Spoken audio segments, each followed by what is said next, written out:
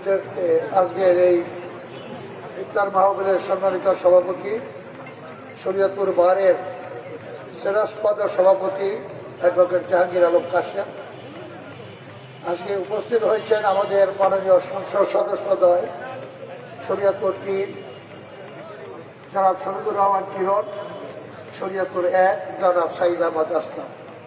আমার পাশে আছেন আমাদের জেলা দায়রা জজ মহোদয় এবং অন্যান্য বিচারক মণ্ডলী এবং আমাদের শরীয়তপুর জেলার সুনামধন্য জেলা প্রশাসক এবং জেলা প্রশাসনের অন্যান্য কর্মকর্তাবৃন্দ, আমাদের শরীয়তপুর বারের সম্মানিত সদস্যবৃন্দ, আমন্ত্রিত অতিথিবৃন্দ, আসসালামু আলাইকুম। আসলে আমরা সময়টা নষ্ট করে ফেলছি, এখন বলারও সময় খুব কম।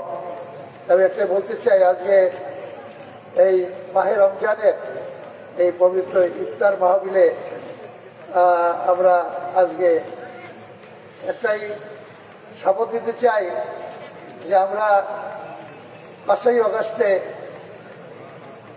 আমরা একটা স্বাধীনতা পেয়েছি।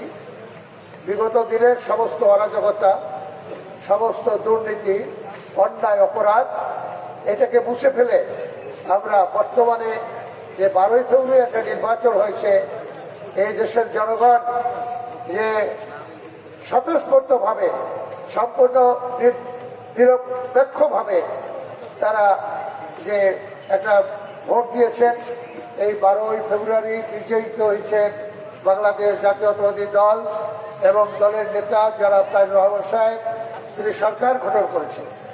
আমরা আজকে শপথ নিতে চাই এই পবিত্র মাহে রমজানে আমরা যারা এখানে উপস্থিত আছি, আমি একটা শপথ নিতে চাই আমরা সবাই যে আমরা বিগত দিনের সমস্ত অন্যায়, অপরাধ, অপকর্ম, দুর্নীতি সবকিছু ভুলে গিয়ে আমরা সবাই যার যার স্থান থেকে আমরা এই দেশে আমরা সমস্ত দুর্নীতি, অন্যায়, অপরাধ মুক্ত একটা বাংলাদেশ আমরা গড়ব।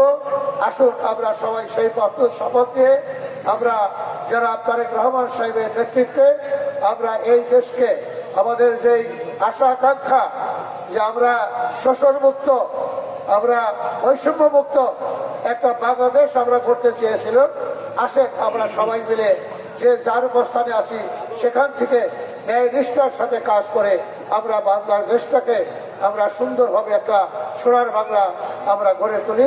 সবাইকে ধন্যবাদ। আসসালামু আলাইকুম। ধন্যবাদ।